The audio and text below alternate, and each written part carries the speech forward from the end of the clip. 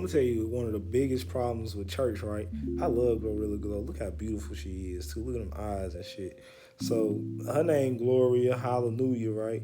This the problem with church and a lot of people that be reading out the Bible. Cause I was trying to tell this dude the other day, like me and him got into it because comprehension levels is horrible. It's so mediocre. Like they don't try to listen to things from both perspectives. They only want to give their perspective, and when they only want to give their perspective, they use the Bible as like a word or a tool against you. And it's like now you using a median. A median is just a source where you have to go to somebody else and you have to use them and their life as an example of how to live life without telling what you doing or your trials and tribulations. So I'd be like, you can use that book, but tell me about you. Tell me about you. I don't know nothing about you. Like, what is your purpose on this earth? If your purpose is to be a counselor, a teacher, a preacher, or anything, and you're not listening to somebody else that's trying to like come to you for a lesson, then that just shows that you're not meant for that. You got a voice in your head that's telling you that you meant for that, and that's when you get to that egotistical life of, are you talking to a devil yourself?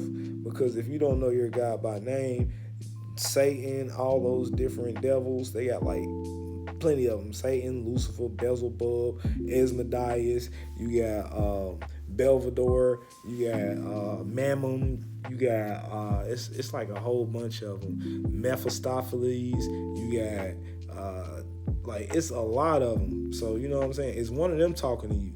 You feel me? Because those are the names of demons, and those names are repeated in some of these books too.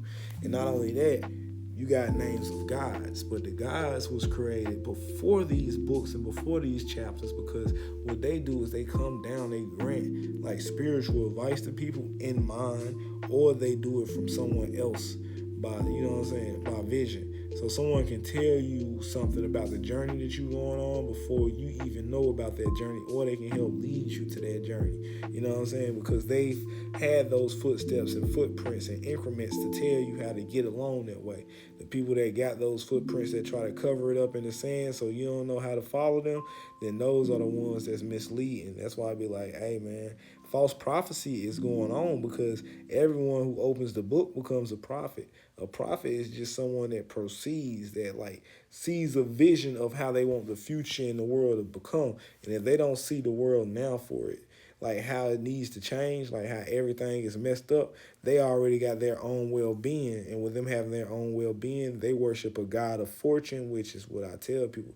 There is a god that's GAD. Like that is something that you can look up, because with us being in the information stage, you can Google everything. You can Google how everything was created, how it was inspired, who thought of it, all this. So like that's when you get into your spiritual alignment of knowing that shit, you a universe that can inspire something brand new, but you have to bring change. And again, if you ain't bringing change, you bringing the same programming that we've already seen in repetitive life cycles that didn't work.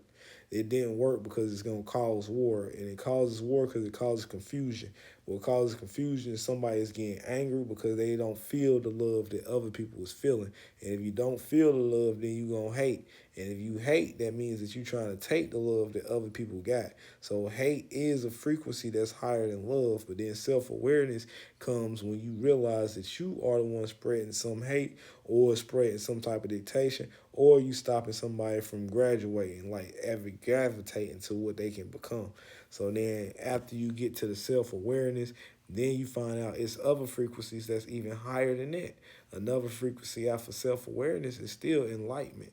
Enlightenment is once you become self-aware of yourself, you don't have to teach or project yourself to other people or tell them everything. You just show them and set the example of it, because you're enlightening.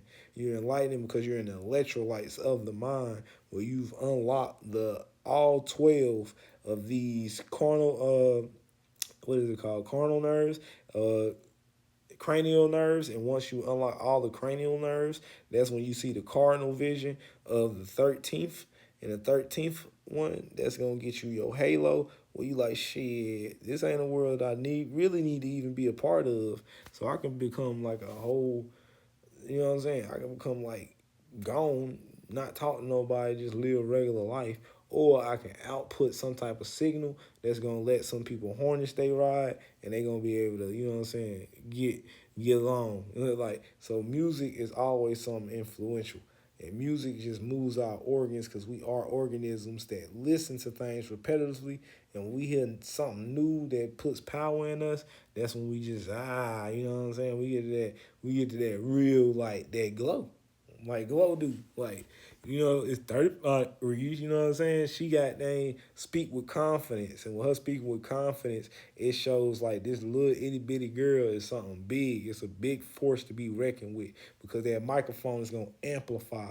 And when that microphone amplifies, it gets a whole bunch of people to witness what's going on and the power behind the person's voice that's using it.